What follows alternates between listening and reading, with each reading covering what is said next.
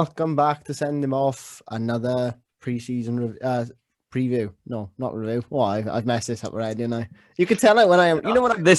When he hasn't done his intros. When he hasn't done his intros. I usually write them down, but yeah. Anyway, today we've done the red side of Merseyside. We're doing the blue side today. It's all about the Toffees by Everton.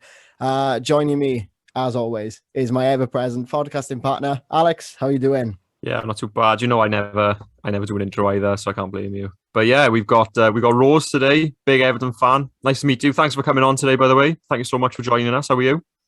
Yeah, I'm good, thank you. Thank you for asking me on. I'm excited to talk about Everton. So are we. Yeah, we are. We don't often do it, really, do we? No, we don't. They're one of them clubs that we said it yesterday when we were recording. Like certain clubs just sort of go under the radar with us. I think Everton's one of them. But yeah. Let's talk Everton. Let's talk Everton. Shall we start with the biggest talking point for me anyway this summer? Obviously, Rafa Benitez. Where do you stand on that? Yeah, it's been an interesting few months as an Evertonian. I mean, pretty shocked to see Ancelotti leave in the way that he did. You don't say no to Real Madrid, of course. Like every Evertonian understands that. But I think he really duped us. And to then have Rafa Benitez, who is, of course, a Liverpool legend. I mean, yeah, I'm personally okay with it. I think he was the best candidate that was out there, because basically it was Benitez or the likes of Eddie Howe, David Moyes coming back. And you look at the track record of those managers and you think, well, Benitez is a winner. Clubs he goes to, he wins cups, he wins trophies, he wins the big trophies as well. So it makes sense. I know that for a few Evertonians, the thing with Rafa is I think he'll always be 2 defeats away from pressure.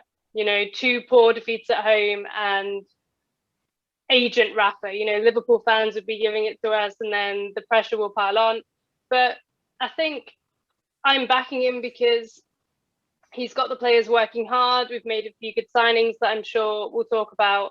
And at this point, Ancelotti left us in the lurch. Benitez is another experienced winning manager. We have to give him a go. I think it's going to be one of them where come sort of December, or maybe like January, February time, I think it's either going to be seen as like a real stroke of genius by the board for like taking the risk, or it's just going to have completely backfired. And it'll be, like you said, the whole agent Rafa. And yeah, I think it's going to be one of the two for me. I don't think it was a bad sign at all, personally, because like he's got the quality. Like, don't forget, he was Liverpool manager, but he was also Newcastle manager, and he did a good job with them. And Chelsea. Did he? Yeah, I was going to say, what did he win? Did he win the FA Cup with Chelsea or no? Europa League, I think. Oh, the Europa League, yeah. He's got the credentials. So I personally, if I was an Everton fan myself, I wouldn't be too worried. I know there's obviously the history with Liverpool, but yeah, I think it was quite a crafty one. So fair play.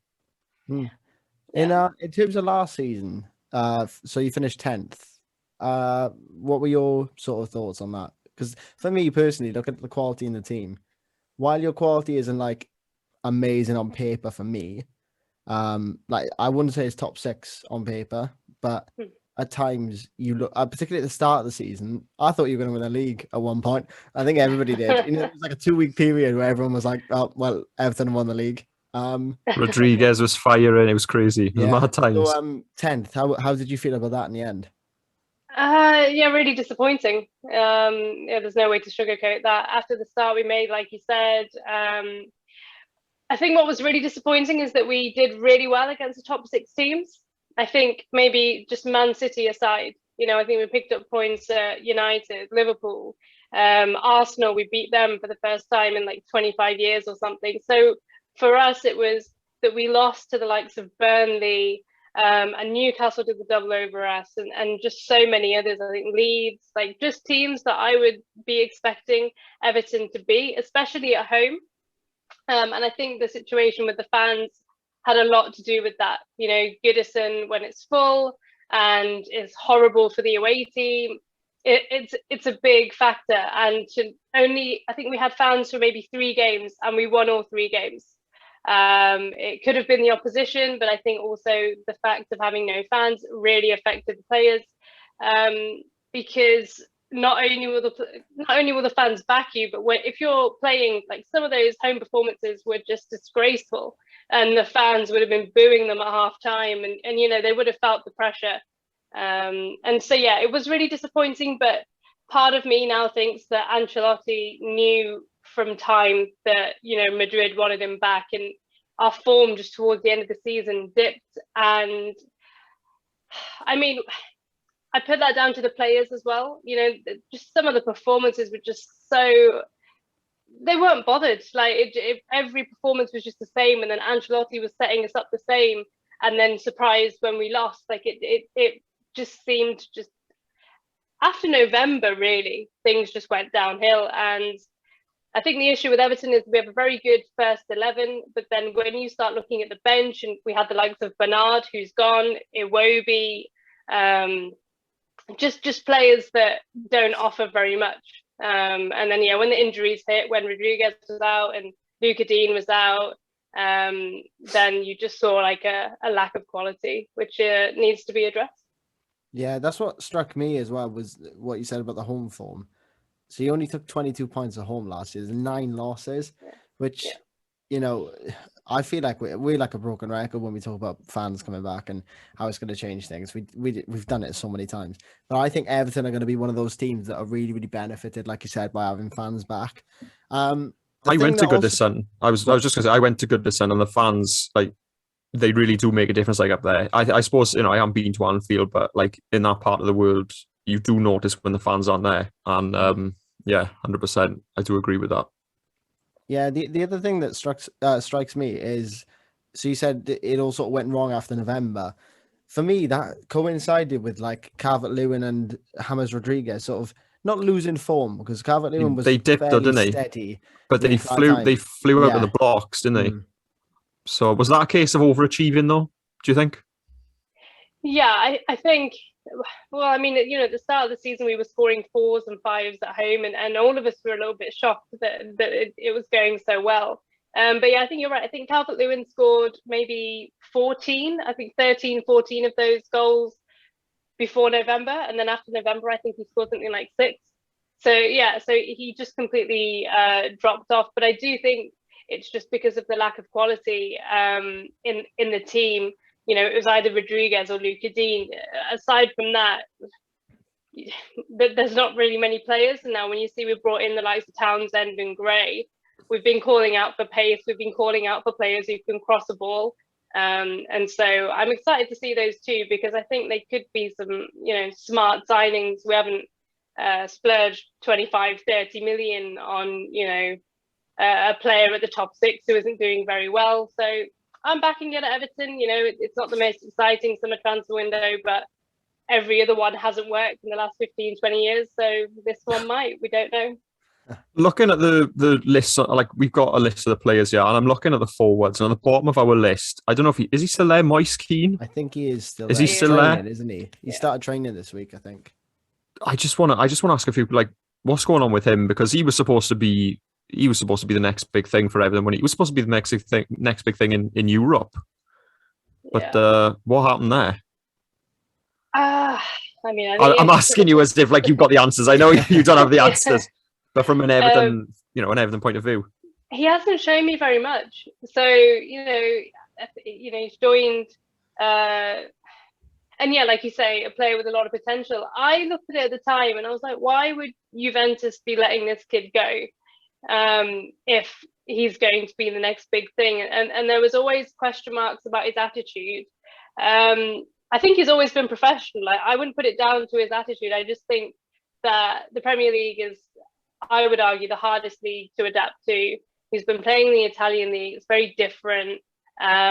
He's done well at PSG, but I think playing with Mbappe and Neymar, if you can't score goals with them two, then I think really, like, when are you going to score goals? And especially when they just monopolize. I know that Lille won the league this year, but the quality that PSG have, he's done well there. And I'm not sure, like, maybe he may not like, I think it just comes down to, he may not like the weather. I don't think he speaks very much English. He certainly doesn't speak any Scouse, I can tell you that for nothing. Yes. No, and the situation with Duncan Ferguson at Old Trafford, when he brought him on and then subbed him off immediately, clearly did nothing for him as a young player trying to grow in confidence. And so I would be very surprised if Moise Kean is still here at the end of the window. But PSG seem to be reluctant. They want to take him out on loan again. I'd absolutely say no to that because it's another year down in his contract. I think that speaks volumes as to what they think about him, though. Really, I think they're thinking, we can't spend anymore. We've signed Wijnaldum, Donnarumma, all the Ramos, all these players, and we haven't got that much money left. We're loaning him in. It's fine. Exactly, yeah. So I think that, I don't know. If he does stay, though, I'd love nothing more than to see him do really, really well, personally. I don't know. I feel like he's got the quality. It's another case of Ronaldo Sanchez, isn't it? With us, a couple of years ago we had him on loan. We've spoken about it plenty on there, but he didn't quite work out. And I do like seeing him do well now in Portuguese team. In where is he now? Bayern, is it? Lille. Is it Lille? Oh, there we are. Yeah. So you do like to see it, but yeah, it would be nice to see him do well. I feel like he's Balotelli 2.0, isn't he, Moise Kean? I feel like without the that's what the Premier League's been crying out for. Another Balotelli. Without the fireworks in the bathroom, maybe not personality wise, but in terms of wasted potential, I think he's going that way. I want to chat about Demarai Gray as well, because I saw that signing come in and I was like, how much did they paid for him? Because I was thinking, it must be about 15 million, surely. 1.6 million. What is that? I know it's all to do with contracts and stuff, but that's a bargain. That is a real bargain. Yeah, definitely. I agree. I think now, Demarai Gray, for me, he just has to hit the ground running. He's fizzled out at Leicester, not really, done very well at Leverkusen either. They've let him go. I think he comes back into the Premier League with a point to prove. He's got pace. I don't know. I feel like I've just been a broken record on my channel for the last 2 years. We've just been crying out for somebody who can run with the ball and take on defenders and actually create something. Because as much as I love James Rodriguez, he's not quick. He can pick a pass and he can. No. All of our front line, really. I mean, Iwobi is quick, but then he's got no end product, and so we just. Demarai Gray hopefully can be just that player that we need to feed Calvert-Lewin, cross it in. But also, I know he didn't play very much for Leicester in that title-winning team, but he's one of the few players now that we have at the club that has a Premier League medal and actually, has been part of a team that has the mentality, because it's always a word I come back to with Everton, is we've got a very much top 10 mentality. We don't have a mentality of, this is how we're going to get to the top 4. And we've tried to do it with signings like Delph and, even Schneiderlin. And you can keep going back to how many different ways we've tried. But this is, he's only 25 as well. So, he's not really even in the prime of his career. But I would say that if he doesn't do it at Everton, if it fizzles out for him here, then he'll be looking at, bottom Premier League teams or maybe even Championship. And I don't want that for Demarai Gray. I want him to do well for us. So I'm excited about it. And like I said earlier, it's not a big fee. It's a low-risk signing. Let's see how it goes. Yeah, it's one of them that if in a year's time he turns out to be absolute rubbish, then we'll see him down the Liberty then, will we? 1.5 million. Yeah, we probably will. Yeah. Probably will see him down our end. Yeah. Yeah, he played against us. We're not paying, we're not paying. Interestingly, about the Winters medal, I wonder if a certain Asmir Begovic has one from his time at Chelsea. Does anyone know? I would have thought so. I think probably. Because you've got to play a few games, but that was a good signing as well. Because Asmir Begovic, when you play against Asmir Begovic as a fan, you don't like him, but he's a very good goalkeeper. He is very good goalkeeper. He's experienced head as well. Yeah. I think. And he'll do well. I think Pickford, though. I mean, surely everybody's opinions of him have changed over the summer. Mine certainly have. I've said it to you, Sam, but I didn't like Jordan Pickford before the Euros. I thought, is there really anything in him? Is he that good? But it was that penalty where I think he was psyching himself up, and he said, "Right, no, don't worry, I'm going to save it. I'm going to save it." And he goes and saves it. I thought, okay, do you know what? Fair enough. Yeah, I think I mean, Pickford gets a lot of stick. Just in general, but to be honest, the season for Everton, he's been very good. So I was surprised. He's always got a mistake in him. You're always thinking, oh god, a shot from distance or something, you might let it in. But actually, this year, I think he's had the best shot stopping ratio, maybe 70% or something, like that. And just in general, I think he's just calmed down. He's always quite petulant with the Newcastle supporters, for example. Like, he's cut that out now. He's stopped that. I think maybe he's grown up a little bit. He spoke actually about becoming a dad and like how that's helped him, and like he's matured. And I think, Everton and England have benefited from it. So I hope he keeps it up for next season. After the Euros, I did see, like, because I do get quite a lot of comments from Everton fans. There were a few just like, oh God, I hope nobody in the top 6 comes for him now. And that's the kind of fear that we always have at Everton, like with Calvert-Lewin, with Pickford, with Godfrey, for example. You want the players to do really well, but when they do, you're just conscious of, could he go somewhere? But no, I hope that Jordan Pickford carries on the good form, and I don't see him leaving Everton anytime soon. Try being a Swansea City fan, though. Oh dear, we lose a good player every year without fail. We do. No, I can relate to that. We can't we, Al? It's just I don't want to talk about it. Let's move on. No. There's a bit of problems going on in a minute. Carry on. I feel like we've mentioned Swansea on every single episode of this. Gonna slip them in, don't we?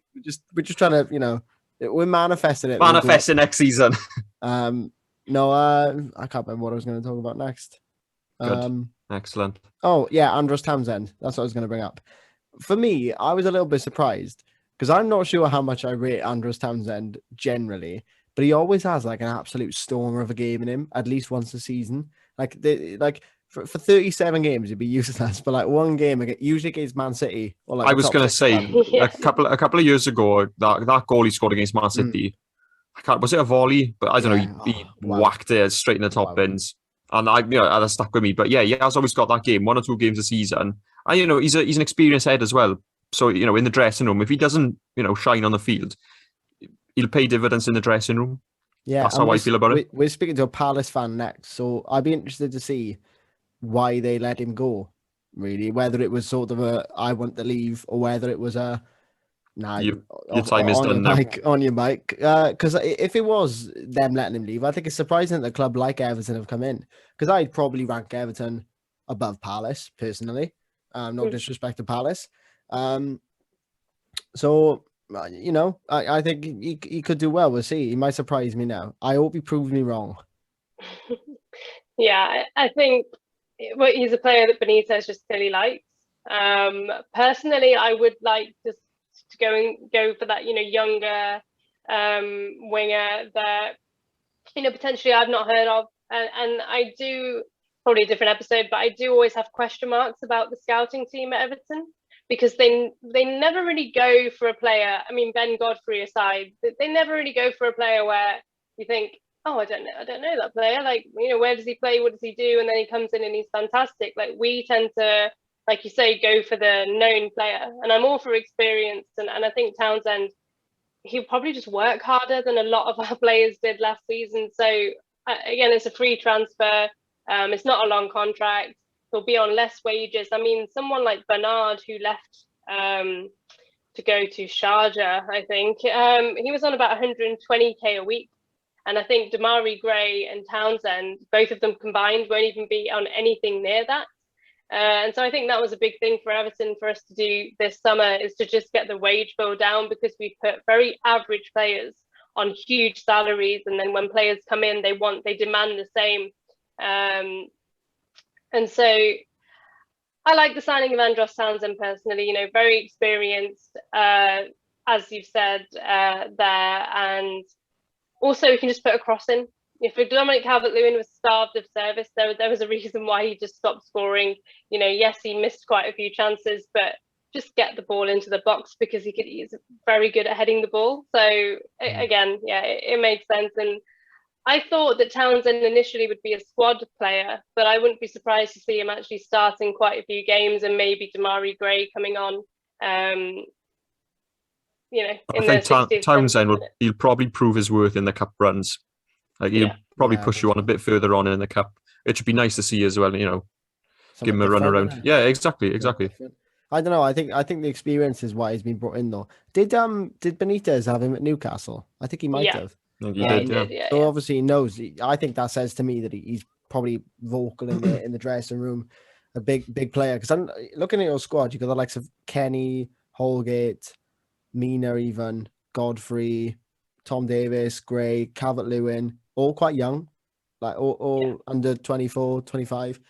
So I think having someone like him in there, a lot of Premier League experience, and a lot of Premier League experience in terms of like almost at the wrong end of the table, which I think comes in really, really handy, even if you're in like a top 6 fight, because there's a sort of no, you know, you don't lie down attitude. And I think 100% Rafa's not stupid. He's not. His transfers have rarely failed.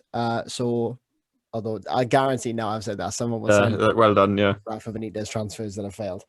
But yeah, I'm looking forward to seeing Townsend now. Actually, you've convinced me otherwise. I wasn't convinced before this, but yeah, you twisted my arm. Looking at the first 5 fixtures, so Southampton, Leeds, Brighton, Burnley, Villa. That looks pretty nice to me. Winnable fixtures. Yeah, definitely. I think it will. Yeah, we can't get too carried away after last season, where we won 5 out of 5, and then that was it. We're going to finish in the top 4 and Champions League and everything else. But no, I think Villa is the one that always sticks out to me, and you know how hard Leeds are going to work as well. But I think if Villa lose Jack Grealish, as I expect them to, then there'll be a different, team entirely. Like, he leads them so well. And so, yeah, I'd be looking at 12, to 15. I think it will tell. Like, I think with the players, they tend to step up for the big 6. Quote, I hate that term, but they tend to step up for the big 6 teams, and they want to show how good they are, but then fall down against, like you say, Brighton or Southampton. And I think we need to just start as we mean to go on, and set the tone for the rest of the season. And yeah, I mean, we'll see what happens. I think that we've made some smart signings, and Rodriguez is still here, and that's a really, really good thing. Maybe just get a few more out before the end of the window. And Benitez seems to be working them hard as well. I think, I don't know, maybe you guys don't know this, but after Ancelotti left, a lot of things came out into the media of Ancelotti was leading a session, and he just said, just play. Like, just play. And there was no. He went full PE teacher and just said, here's a ball, go on, sort yourself out. Exactly. Amazing. And then, it kind of just shows that I think with Everton fans and those of us who have channels and podcasts, we were always a little bit afraid to criticize Ancelotti. I mean, I did it anyway, but to criticize Ancelotti, because he was Ancelotti, and who are you to question a 3-time Champions League winner? But actually, we had the Hollywood manager. It's not worked. Now we've brought Benitez, bringing in these young, Damari Gray, young Townsend experienced players who hopefully can just add something. And for me, in terms of aspirations, it's not about top 6 or top 4. It's still top 8 for me. I mean, we finished 10th last season, so anything improving on that will just be good. Because like the league is so competitive. I mean, Arsenal have strengthened. United, look, like title challengers. You've got the dark side across the park, who will be better next year. And then you've got Spurs and like Leicester, for example, and even West Ham. So for Everton, it's pretty tough right now. We're like, we have nil status is the optimum. We have the aspirations of the 80s, but I think now we just have to be more realistic and say that a top 8 finish will be good for Benitez in his first season. You've answered my next question for me. I was going to say, where do you think you'll finish? Just quickly before we finish, because we always say 20 minutes, don't we, Al? I say this. We never 20 minutes. No, 25. We'll call it 25. 25-ish. Who's your player to watch this season? Oh, player to watch. Ben Godfrey would be the obvious one. But I think actually Dominic Calvert-Lewin, still, I'm expecting him to get 20 plus goals, especially with the signings that we've made. I think there could still be one big signing, whether it's someone like a Dwight McNeil or a Leon Bailey, both players I really rate highly. I don't think it will just be Gray and Townsend. I think we will get one more attacking player in. And so, yeah, I think Dominic Calvert-Lewin should have a lot more service this season. There we are. You heard it here first. There we go. A player to watch for Everton. Thank you for joining us. Do you want to have a couple of seconds to well, more than a couple of seconds? Go. Okay, that's enough. Stop. Go on. To plug your socials, tell people where they can find you. So you can find me on YouTube. It's Everton Rose. If you search it, I'll come up. It is predominantly Everton, but once the season starts, they get lots of different fans on from opposition teams to do previews and reviews and that sort of thing. And you can find me on Twitter and Instagram. It's at Everton__Rose on both. And I just talk about Everton and just do polls and things, and engage with other fans. So you can check me out on there. Lovely stuff. Sweet. Well, thank you again for joining us. Been an absolute pleasure. And thank you guys for listening. Another one down, Al. Another one down. I think we are now. We're smashing through it, aren't we? We're a fifth of the way through, or a quarter of the way through. I think we're a quarter. quarter. Don't talk maths to me. Don't talk maths. I don't can't know do maths either. Quick maths. Anyway, we'll leave you to it. We'll be back tomorrow with another pre-season preview. I can't tell you who it is. You just have to guess. Find out, turn up, and you'll find out. Anyway, thank you for listening. We'll see you soon. Ta-ra. Take care.